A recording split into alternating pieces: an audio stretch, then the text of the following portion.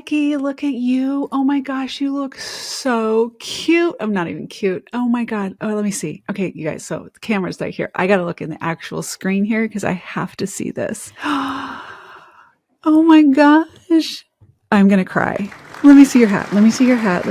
Oh my gosh. Okay, And Beckie. they customized them this year to where they say Sun Valley. So it says Sun Valley 2023. This is the first year. So when you get multiple hats, when I get multiple hats, oh God, Oh my gosh.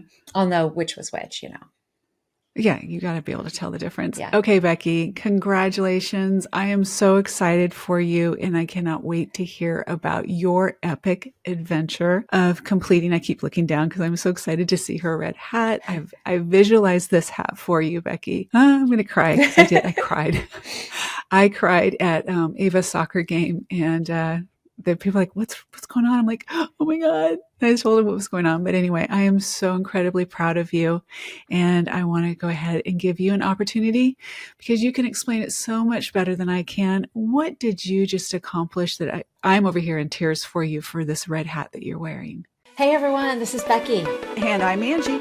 And welcome to Real Talk with Beckie and Angie. I completed 29029 Everesting, and the gist of it is you hike up a mountain at a ski resort and you gondola down and you repeat it until you've hiked the equivalent of Mount Everest, 29,029 feet.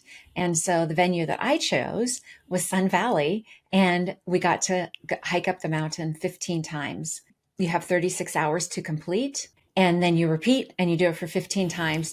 So the course itself is 1.6 miles, which sounds like that's a walk in the park, right? It's nothing. That's just like this tiny little thing. The elevation gain in that 1.6 miles is, I think it's like 1,800 elevation gain in that section. It's like for real, for real. For real, for real. There's one section they affectionately name it the wall, and it's a 40-degree incline. Wow. And it's gravelly. So you're like, you've got to put your pole in one, put one pole down, put down another pole, and then make sure you plant your foot in a place that's not going to roll backwards because you don't want to go backwards on the wall. And then you find another place to put your foot down, and then you do your poles again.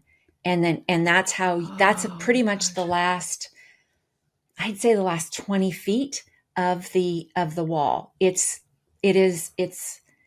then you get up to the wall, and it's like you're up on a fire road, but you get up there. And a couple of times I almost fell backwards because I wasn't quite all the way up there. And it's like, no, I don't want to do it again. I don't care if I fall. I just don't want to have to climb up that wall again. Yeah, right. Don't want to do that again. You just did it. Oh my gosh. And okay, you're at the wall.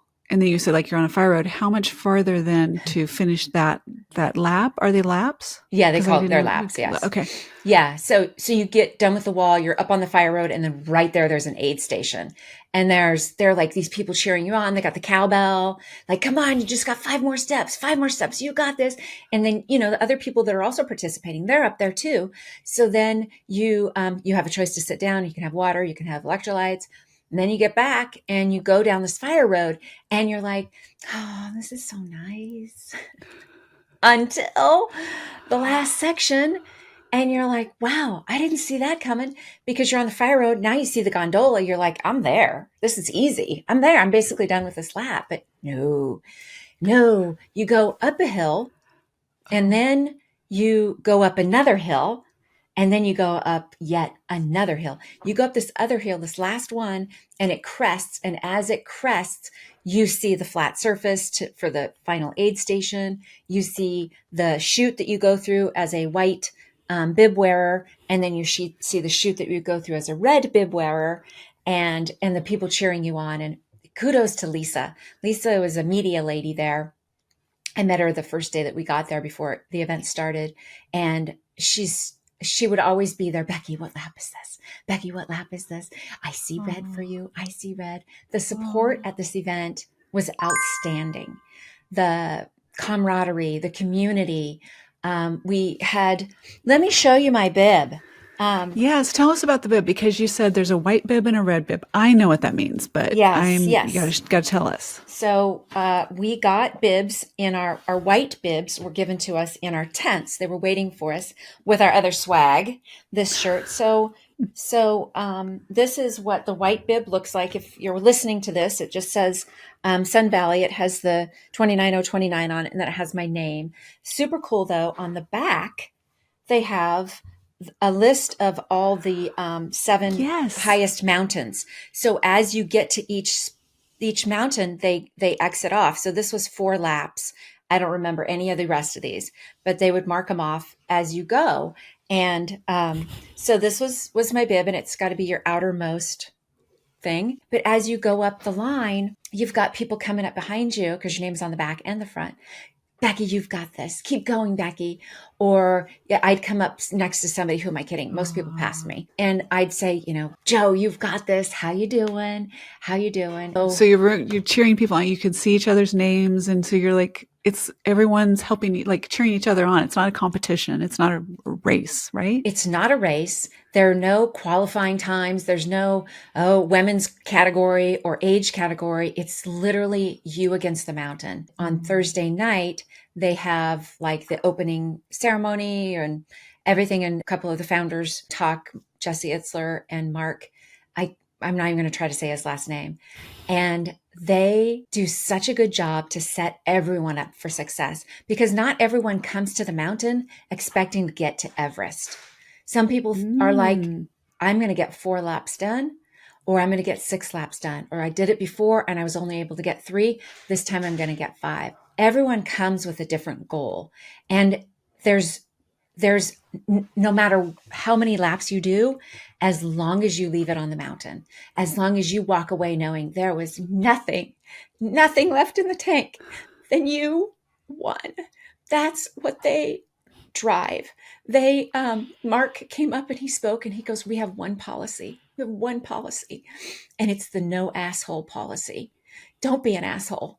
Because when you're on that mountain and you're suffering and someone next to you is suffering and you say, I'm suffering, now you've put your suffering on them and it makes their suffering that much worse.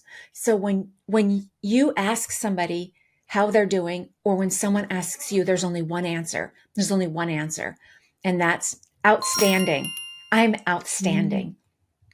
So it's interesting as that's set up. Yeah. I mean, you have that expectation going into it. Like you support the people on the mountain. And if you're struggling and it's so easy to get in your head, like my back, oh my God, my lower back started hurting at lap 2. My back hurt so much. Every time I sat on the gondola, all I could think about was my back.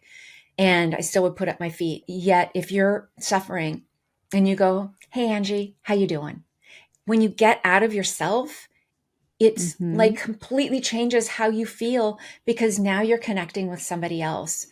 And it was encouraged. I met so many wonderful people. After lap 2, Debbie that I did this with, she hikes faster than I did. And I told her, I said, Debbie, if you want to go at a faster pace, you have my permission to go ahead. Do not wait for me. You get to go ahead. This is your event. It's my event. You get to have your experience. So we did one lap, the first lap together. And after that, we were separated and we would text each other and stay in touch. And we both had totally different experiences and finished, and it was wonderful. Yes. So you have this white bib that you're wearing for how long do you wear that? So they check it off. By the way, did you know that that's the way the app is set up, or did you see how that was? Yes. So we were watching and we're like, she's on, I don't know. We couldn't even pronounce I know them, they're saying the name and I'm like, okay. Yeah. Yeah. I couldn't even. So we would look it up and, all that stuff. So you're going through, you have the white bib. By the way, we're watching you and we're watching Debbie. And then there was one point where Debbie wasn't even on the board at all. I don't know if you know that. She was gone. She had to take care of her foot. Okay. So she was off where we were like, oh my gosh, what's going on? And so even all night I was waking up and checking the app and seeing where you were at in the levels. Okay. So she was okay. We saw that she came back in the morning. We saw her start tracking again. Yeah. You've got your white bib, you're going, and then Like, do you rest? Do you eat? I mean, what does this look like? I mean, that's how long was this It's again? 36 hours. You have 36 hours to complete. So we And you had a storm. so we started at 6 a.m. Our first Uh-huh. lap took us, I think it was an hour and 45 minutes, which was actually a long time for the first lap. Like that's kind of a long time. I will be honest. We trained. We trained hard. We did, if anyone isn't familiar with in Marin County in California, Dipsy, it is a famous race, the Dipsy race. Well, we did a double Dipsy, 6 weekends in a Hmm. row. So quite Yeah, handily. you trained hard, and I mean, you seem to. Yeah, we trained really hard. And that first hike, I was like, this is bleeping hard. It was hard. Really? It was hard. That was Every what you said. You text me. It's hard. It it was just like, yeah. every single lap, every single lap was hard. It was hard, and I'll get to that in a minute. So we do lap one together, and then lap two, Debbie just like poof, she just took off. I kept going. I got to I around lunchtime. They serve lunch. I'm like, okay, I'm going to go in and try to have some lunch, and I mean, my mouth was just so dry, even though I was drinking. I was hydrating. They had some rice and some meat, and I'm like, I just can't eat it. I just couldn't eat it. So I went back out there, and I was headed up to the gondola. I was almost on the gondola, and they said, right as we were going up, I mean, it's Sun Valley, Idaho. And right as I was going up, there was this loud thunder. And I'm like, whoa, that Mm. sounded serious. Well, it was. Anytime there's a lightning strike within it's 20 or 30 miles of the resort, Oh, they have to close down the gondola for 30 minutes. The guy said, they're closing down the gondola for 30 minutes. You can go on up to the lodge.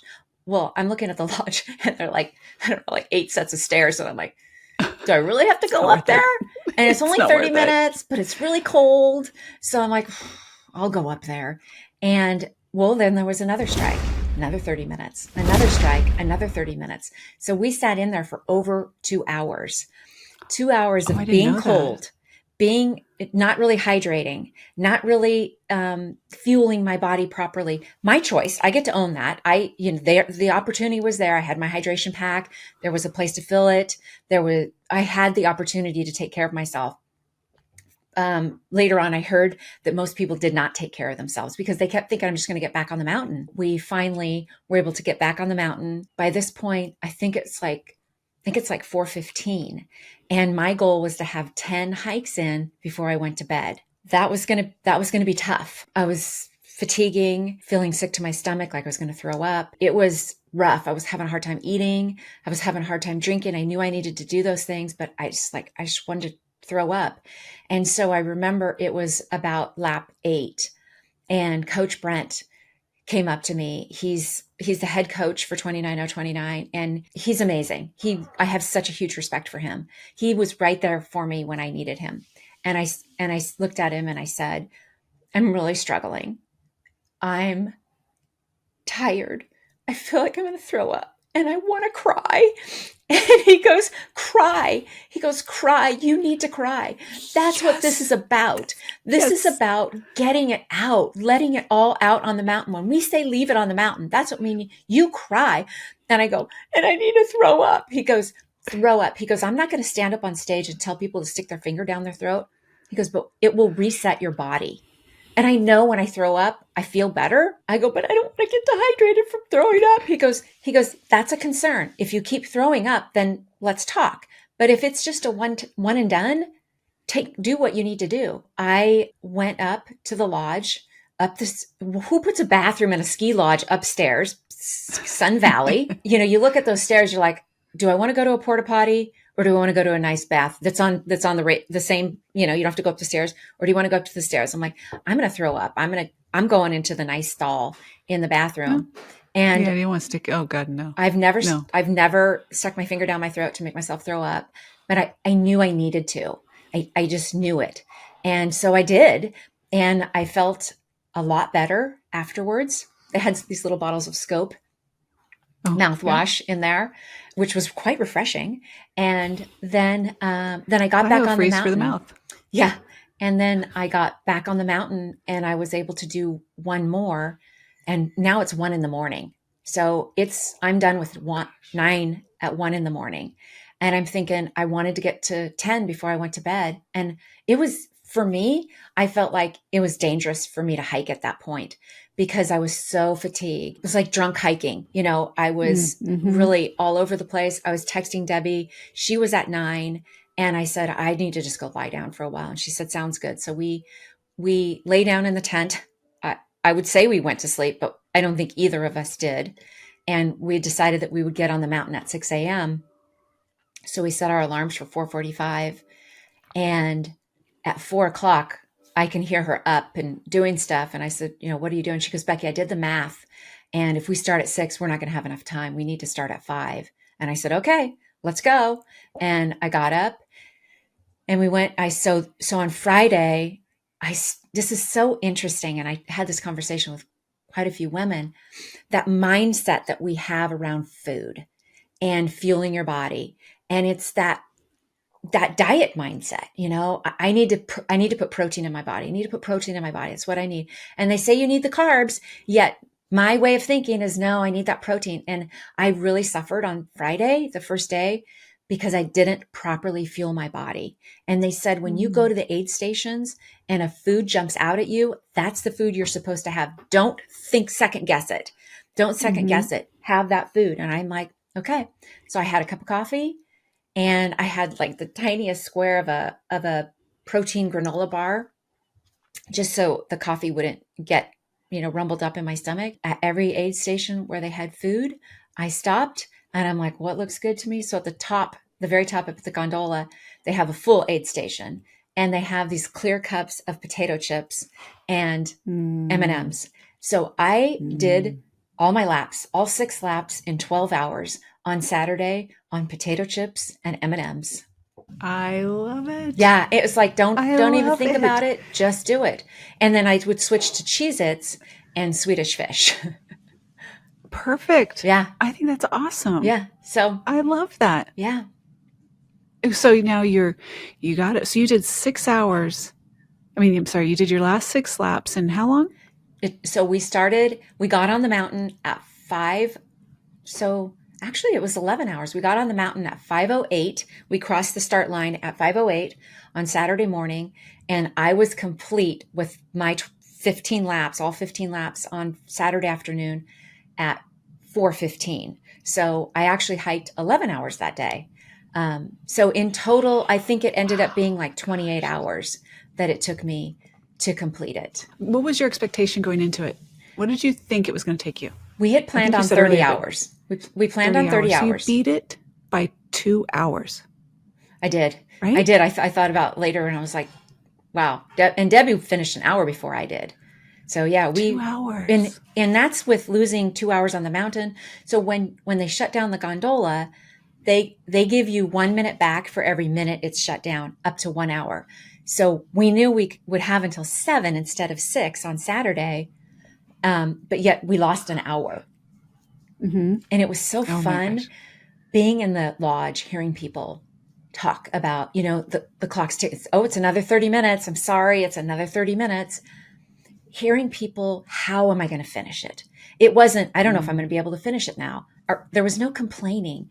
It was possibility thinking. These are elite athletes that are in there and they're like, how are we going to do this? Okay. So we don't sleep as much or we don't sleep.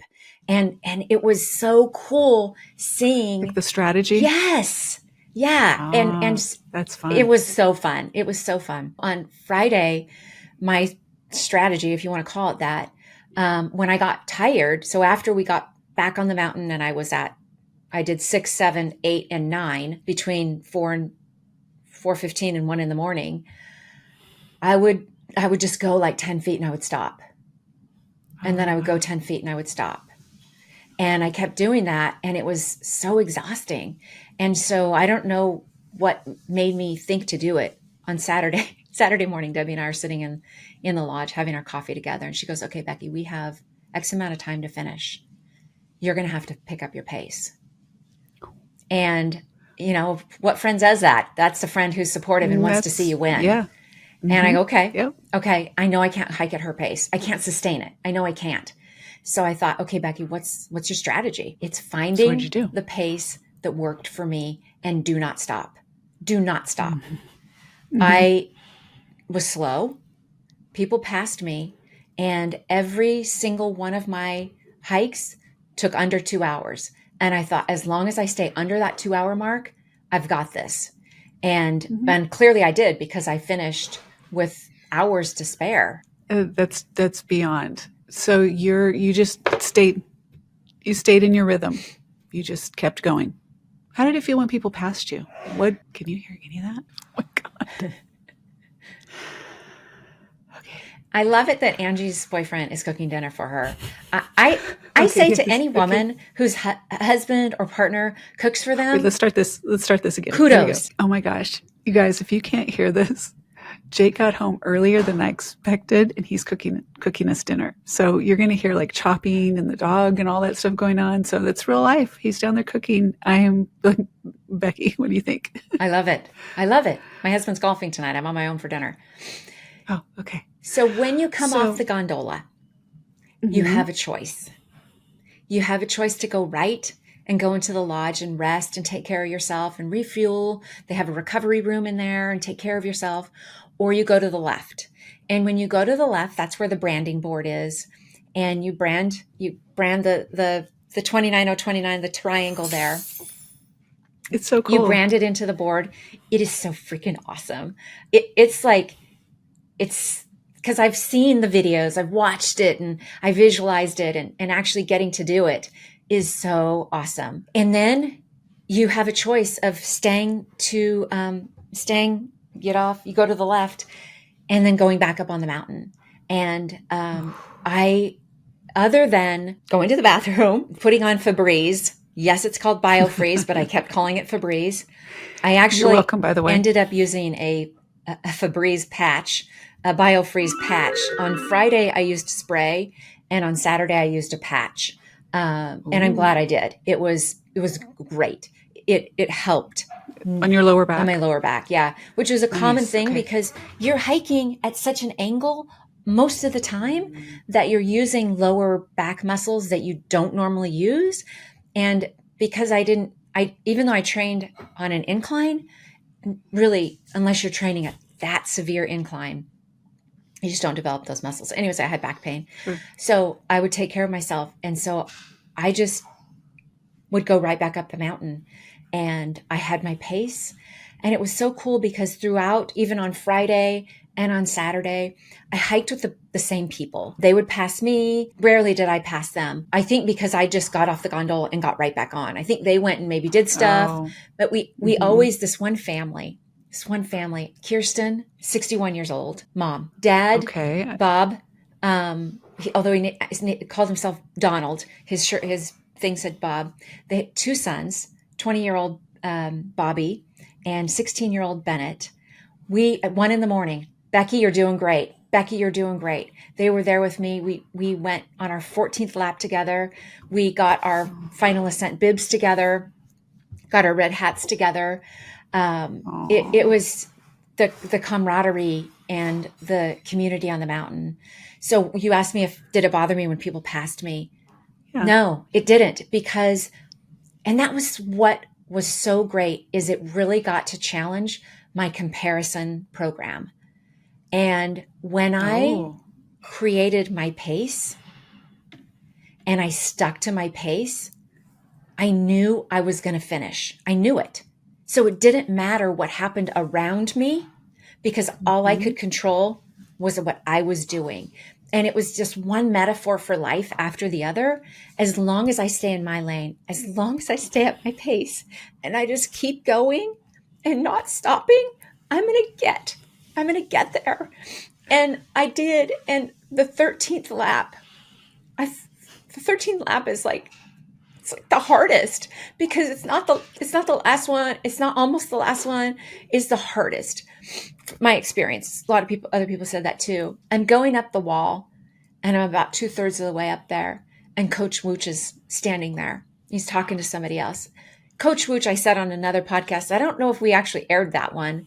I labeled him Coach Yum Yum because he's so incredibly if you're going to say that. He's so incredibly hot. And so he's standing there talking to someone. And right as I approached, that person walked away and he's standing there. And I go, Coach Wooch, I'm so glad I finally get to meet you. This is the first time I got to meet him of this whole time. Oh my gosh. And I said, I'm Beckie. We had a phone conversation. I talked to him about setting up my zones on my Garmin watch. And he told me about breathing and nose breathing. And he was super helpful for my training. Here I am at the 13th lap and I'm drunk hiking. I'm kind of wobbling. I'm going back and forth.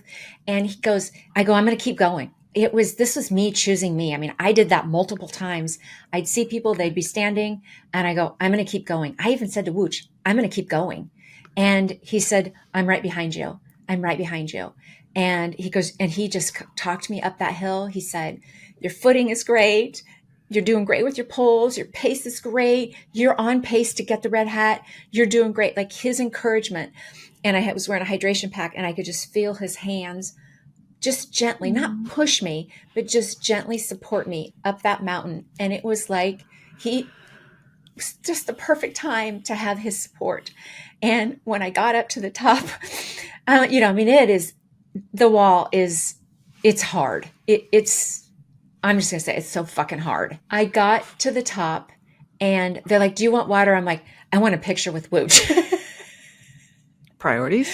Yeah. Please. I can get water later. I can catch my breath later. I want a picture with Wooch. So I got a picture and he's got this train whistle. And it's so cute because my son, when he was at home and he would play on his video games and he had this train whistle. And whenever he'd win or something, we'd hear boop, boop, the train whistle. So I'm like, it just warmed my heart to hear that whistle. And I was able to just carry myself up the rest of that lap 13, and 14 was equally as hard. But then, 14, what's coming next. So 14, after you're done with 14, you get a new bib for your final ascent. And it is a red bib. And it literally has on it final ascent. It has your name and it has your number.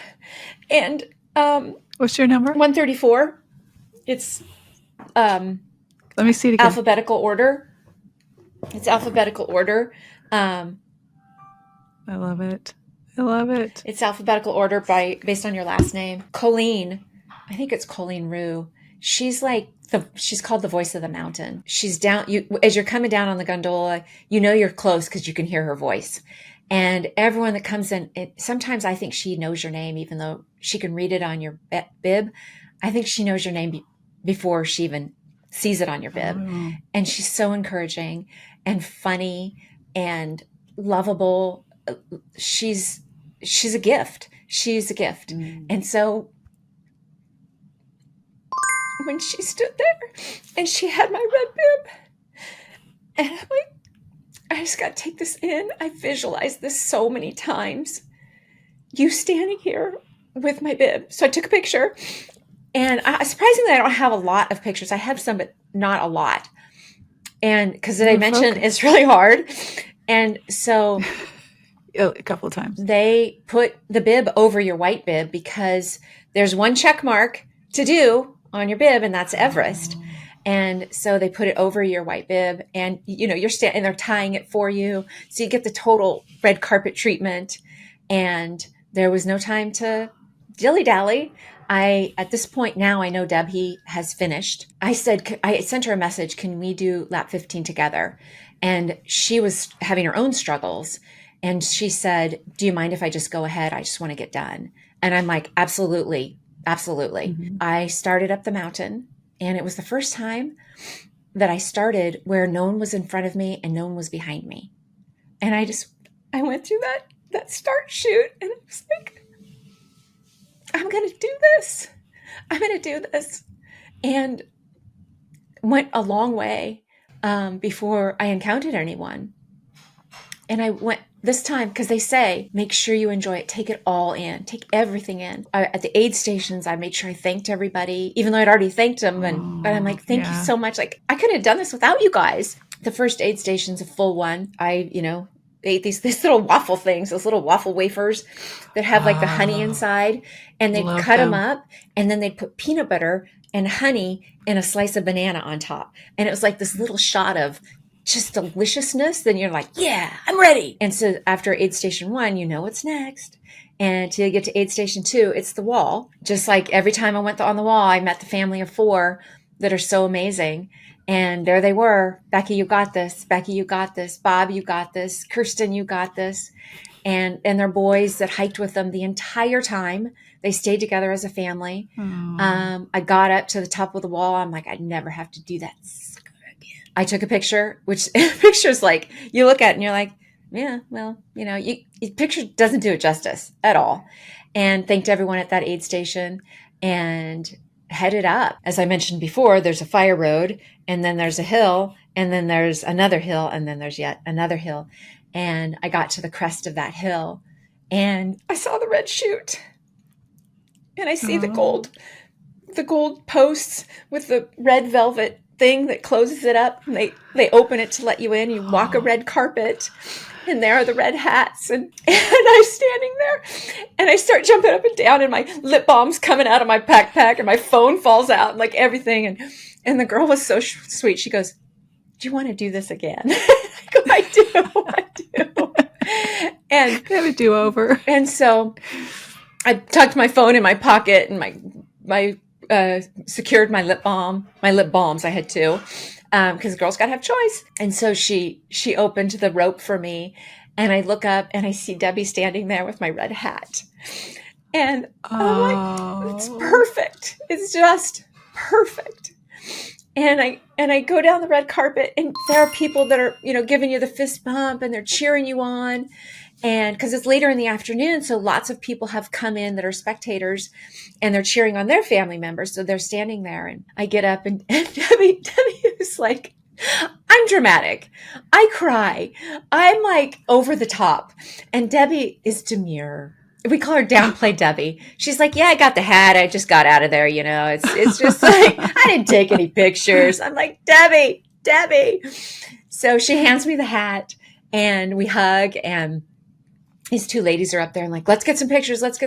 So we took quite a few pictures up there. And then we went on the gondola down, and we, got to, then when we got down, we both got to brand our boards together, do the Everest, and get our Everest check mark in the back. I'm not even gonna lie. We were gassed, like just exhausted. It's that tired where, I left it all on the mountain. I definitely left it on the mountain. On lap 12, I ran into Coach Brent again, and he goes, "How you doing?" And I said, "I need a pep talk." And he goes, "Pep talk? There you go. I just gave it to you." And he goes, my kind of guy. He goes, "Tell me what you need so I can help you." And I said, "I'm on lap 12. I'm committed to 15, and I'm slowing down." He goes, "Totally normal. He goes, "At this point, you've used up 5,000 to 6,000 calories. Calories. You need to put calories back into your body. Every aid station gets something. No matter what, you need to just keep eating." I did. And so I'm using my poles, and I've got my little bag of Swedish fish in my pocket in my backpack. And I go, I could use some Swedish fish right now. I said, "Can you please pull the bag and put some in my mouth?" So he did. He goes, "How many do you want?" I go, "I'll take 3. They're the mini Swedish fish." I go, "I'll take 3. And I gotta wipe my nose here. And he goes, "Swedish fish are my go-to." I go, "Really?"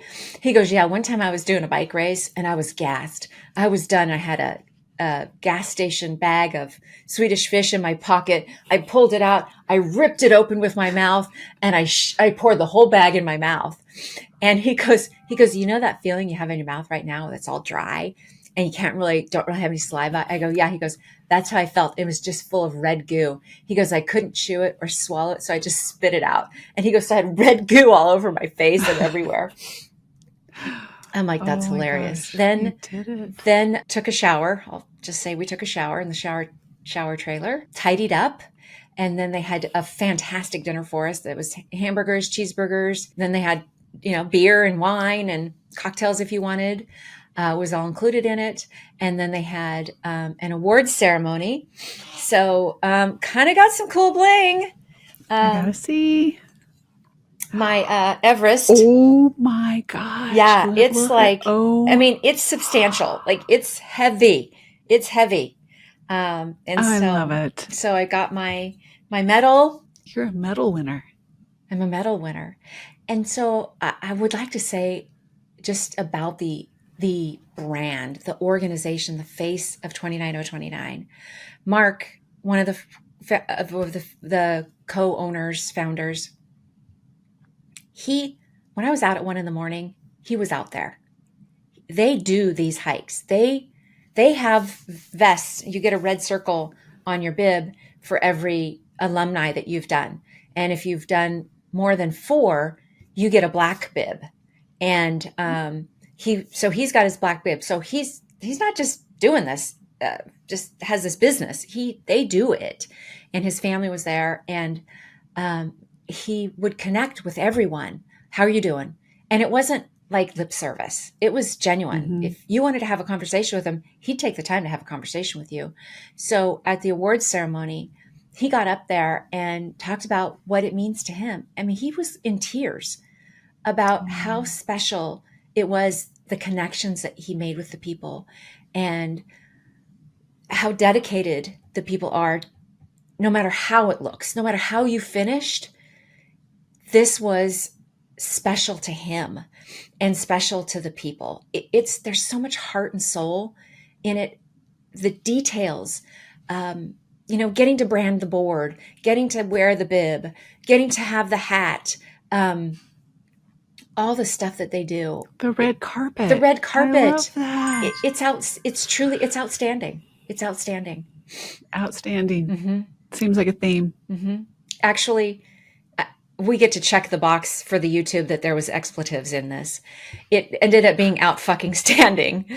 I met this guy he said, I'm from LA, Lower Arkansas. And That's a real thing. yeah. And he's the one that said it. So I'll coin the phrase for him. JD, I think was his name. His name was Jeff, I think it was. And yeah, it was on Friday as I was hiking, there was doubt. There was doubt in my mind. Can I finish this? Can I do this? Am I going to be able to do this? And so how did you? How did you? I mean, that is, and when I say epic, I mean, just you explaining the hill, like I did see the picture, and I'm like, the wall. I'm like, yeah, okay. But I know that when the perspective is not what you saw. So what kept you going? I mean, if you had doubt, how did you finish? Grit. I really found myself on that mountain. I found a Beckie that is in there, and she's been hiding, and she's been just not doing all that she could be doing. No judgment. I found what I have in me. Doing on Friday was hard. Saturday was hard too. Friday was hard in my head. I was in my head a lot. I was in my head on Saturday, yet I just knew if I just kept that pace, I could do it. So when I hit 10, I'm like double digits. And then I hit 11 and I knew I had the time, just as long as I was like praying, don't let a storm come in. And at some point, they said at 2:00, it looks like the weather's going to shift. So there was a chance of closing down the mountain. And I didn't know what that was going to mean. And so I just knew that if I just kept that pace, just kept one foot in front of the other and do not stop. When you got up to the aid stations, there were chairs and they'd say, do you want to sit down? And on Saturday, I think I sat down once. I'm like, I'll sit down on the gondola. Mm-hmm. That's when I'm going to sit down. I want to have time to spare. I don't want to be coming in at the last second. And so I just kept putting one foot in front of the other. And I think it was really on 13 where the doubt was gone. It was that long before I lost the doubt. Wow. And I'm like, okay, you got this, Beckie. You got this. You're going to do it. And so when 13 was done and I did 14 and then 15. And so So good. you can have doubt. Yep. I think it's a natural thing, and you can still keep push through it. And I think was just pushing through it and just doing it. So what is your biggest takeaway? Like, you realize that you met a different version, or a Beckie that was revealed through this. How would you say, what is the biggest takeaway of the whole experience, from training through the red hat, the red carpet, down to the showers? What's your biggest takeaway? So up till that point, I hadn't really had one. And, I'd heard podcasts and people said I went to the mountain to get a message, and they got a message. Well, I didn't get one. I just knew I had grit. I knew I had determination. I knew I had it, but I didn't get my message. And so on Sunday morning after the event, we were sleeping in our tents, and I woke up and I'm like, holy cow, I feel amazing. Like, I still had pain, yet I was energized. I actually got some sleep. Debbie, I look over at Debbie. She's wearing an eye mask. We both had our eye masks, and I could tell she was really sleeping. She was deep sleep. And I'm like, I'm just going to get up and I'm going to go down to the lodge. I'm going to get some coffee. And I got a cup of coffee, and I looked around. I thought, I just, I need to have coffee to talk. So I'm like, I just don't want to talk to anybody right now. Where can I have my coffee that's going to be really special? Because it's the last, time I'm going to be here. So I sat outside they have this deck that overlooks, because it's a ski resort. You'd see people skiing down the mountain, and but the start line and the branding board and the gondola, no one was out there. And the sun hadn't fully come up yet. So I'm sitting out there, and I'm like, I'm grateful. Like, thank you for being good to me. I didn't come out injured. I was able to finish. I feel relatively good. I know what was going on in my body was going to go away. So I felt really grateful. And I was just looking at the gondola, and I was looking at the branding board, and I was looking at where you go up the hill. And I thought, at any given moment, I have a choice to either go right and stop and rest, or go left and go up the mountain. And there are days where I procrastinate. That's going right. I know what I have in me now. I know what I have to push through. And every day I have a mountain. Every day my mountain is different. Today my mountain is, and I'll just say it, by the time this airs, I will have already done it. Today my mountain is assessing the book that I'm going to write, and review it and decide on, am I going to keep what I have already written, or I'm going to revise it and create my writing schedule. That's my mountain today. And I get to just push through, because I'm not going to allow distractions anymore.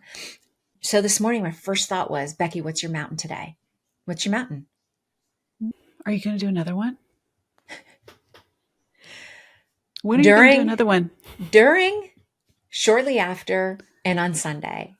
Never, ever, ever again. So then yesterday in the car on the way home, Debbie's like, if I did it again, I would do this or I would do that. And I'm like, yeah, I would do this or I would do that. Probably wouldn't stay in a tent, would get a hotel. The food would be a little bit different. Hydration would be a little bit different. And she's like, I think it would be fun to do Jackson Hole, because it's beautiful.